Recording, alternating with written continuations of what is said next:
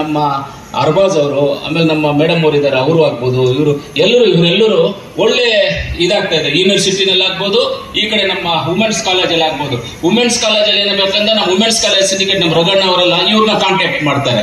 ಈ ರೀತಿ ಅನೇಕ ಅಭಿವೃದ್ಧಿಗಳಿಗೆ ನಾವು ಹೋಗ್ತಾ ಇದೀವಿ. ಇದು 103 ಕೋಟಿ ರೂಪಾಯಿ ಕೆಲಸಗಳೇನು ಇವತ್ತು ಇದರಲ್ಲಿ ಅರ್ಧ ಇವತ್ತು ಕೆಲಸ ಸ್ಟಾರ್ಟ್ ಮಾಡಿದ್ವಿ, ಅರ್ಧ 10ನೇ ತಾರೀಕು ಮೇಲೆ ಸ್ಟಾರ್ಟ್ ಮಾಡ್ತೀವಿ ಅಂತ ಹೇಳ್ತೀವಿ. ಇದೇ ತರ ಇನ್ನ 100 ಕೋಟಿ ರೂಪಾಯಿ ನಮ್ಮ ಸರ್ಕಾರಿ ಕಾಲೇಜುಗಳಿಗೆ ತಂದು ಇದೇ ನಮ್ಮ ಸುಧಾಕರನ ಸುರೇಶ್ ಅವ್ರ ನಾಯಕತ್ವದಲ್ಲಿ ನಿಜವಾಗ್ಲೂ ನಾವು ಈ ಕೆಲಸಗಳನ್ನ ಮಾಡಿ ನಾವು ಮಿಕ್ಕಿದ ಕೆಲಸಗಳು ಮಾಡ್ತೇವೆ. ಇವತ್ತು ಗೌರ್ಮೆಂಟ್ ಲಾ ಕಾಲೇಜ್ ಅಂದ್ರೆ ಕರ್ನಾಟಕಕ್ಕೆ ಫಸ್ಟ್ ಲಾ ಕಾಲೇಜ್ ನಮ್ಮ ಕೋಲಾರದು. ಕರೆಕ್ಟಾ ಇಲ್ವಾ ಮೇಡಮ್ ಅವ್ರು? ನೀವು ಮೇಡಮ್ ಅನ್ಬಾರ್ದು, ನಿಮ್ಮನ್ನ ಅಮ್ಮ. ಅದಕ್ಕೆ ನೀವೇ ಕರೆಕ್ಟ್ ಇಲ್ಲ. ನಮ್ಮ ಗೌರ್ಮೆಂಟ್ ಲಾ ಕಾಲೇಜು ಫಸ್ಟ್ ನೀವು ಇದ್ರಿ, ಅಲ್ಲಿ ಈಗ ಇಲ್ಲಿ ಬಂದಿದ್ರೆ ಮೊದಲಲ್ಲಿ ಇದ್ರಿ. Law college first college. ಇವತ್ತು 40-45 ಜನ ಇದರಲ್ಲಿ ಓದಿರುವಂತ ನಮ್ಮ ಕೋಲಾರ ಲಾ ಕಾಲೇಜಲ್ಲಿ ಓದಿರುವಂತವರು 45 ಜನ ಇವತ್ತು ಜಡ್ಜ್ಗಳಿದ್ದಾರೆ. 40-45 ಜಡ್ಜ್ಗಳಿದ್ದಾರೆ. ಇವತ್ತು ಇಲ್ಲಿ ಓದಿರೋರೆಲ್ಲ ಎಲ್ಲೋ ಮಟ್ಟಕ್ಕೆ ಹೋಗಿದ್ದಾರೆ. ಆದ್ರೆ ನಮ್ಮ ಕೋಲಾರಿಗೆ ಅಂತ ಒಂದು ಇತಿಹಾಸ ಇದೆ. ಆ ಇತಿಹಾಸವನ್ನ ತಿದ್ದಬೇಕು ಅಂತ ಹೇಳಿದ್ರೆ ಇವತ್ತು ನಮ್ಮ ಕೋಲಾರಲ್ಲಿ ಸರ್ಕಾರಿ ಮೆಡಿಕಲ್ ಕಾಲೇಜ್ ಆಗ್ಲೇಬೇಕು, ಲಾ ಕಾಲೇಜು ಆಗ್ಬೇಕು, ವುಮೆನ್ಸ್ ಕಾಲೇಜ್ ಇನ್ನ ಚೆನ್ನಾಗಿ ಮಾಡಬೇಕು, ನಮ್ಮ ಬಾಯ್ಸ್ ಕಾಲೇಜ್ ಮಾಡಬೇಕು. ಎಲ್ಲ ಸರ್ಕಾರಿ ಕಾಲೇಜುಗಳಲ್ಲಿ ಡಿಸ್ಟ್ರಿಕ್ಟ್ ಹೆಡ್ ಕ್ವಾರ್ಟರ್ ಇರುವಂತಹ ಕಾಲೇಜುಗಳನ್ನ ನಮ್ಮ ಸಾಫ್ಟ್ವೇರ್ ಕಂಪ್ನಿ ಟೈಪ್ ಅಲ್ಲಿ ಮಾಡಬೇಕು. ಸಾಫ್ಟ್ವೇರ್ ಕಂಪ್ನಿಯವರು ಏನಕ್ಕೆ ಅನ್ಬೇಕು, ಆ ರೀತಿಯಲ್ಲಿ ಮಾಡಬೇಕು ಅಂತ ನಮ್ಮ ಗುರಿ.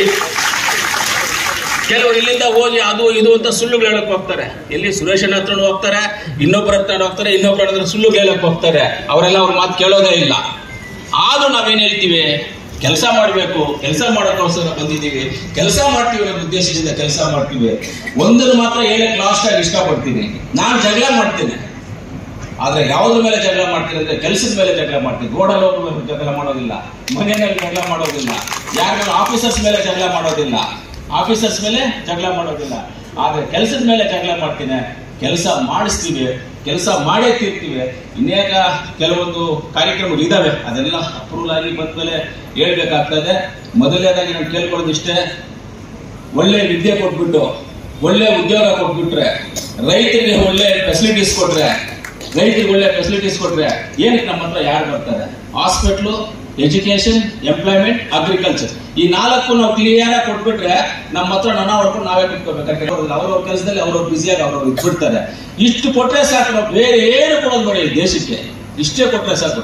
ನೋಡಿ, ಇವತ್ತು ಕೇರಳ ಅವರು ಈ 5ನೇ ತಾರೀಕೇನೋ ಡಿಕ್ಲೇರ್ ಮಾಡ್ತಾ ಇದ್ದಾರೆ, ಬಡವರೇ ಇಲ್ಲದೆ ಇರುವಂತ ಸ್ಟೇಟ್ ಕೇರಳ.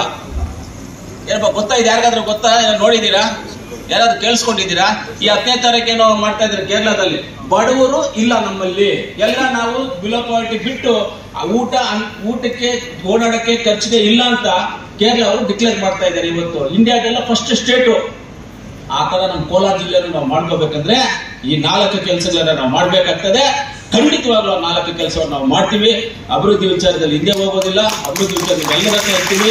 ಇವತ್ತು ಇನ್ನೂ ಒಂದ್ಸಲಿ ನಾನು ವೇದಿಕೆ ಮೇಲೆ ಇರ್ತಕ್ಕಂಥ ಎಲ್ಲ ನನ್ನ ಅಧಿಕಾರಿ ವರ್ಗದವರಿಗೂ ಎಲ್ಲರಿಗೂ ನಾನು ಹೇಳಿದಿಷ್ಟೇ, ಕೆಲಸ ಮಾಡಿ, ದೇವರು ಒಳ್ಳೇದು ಮಾಡ್ತಾರೆ. ಟೀಚರ್ಸು ಅಷ್ಟೇ ಕೆಲಸ ಮಾಡಿ.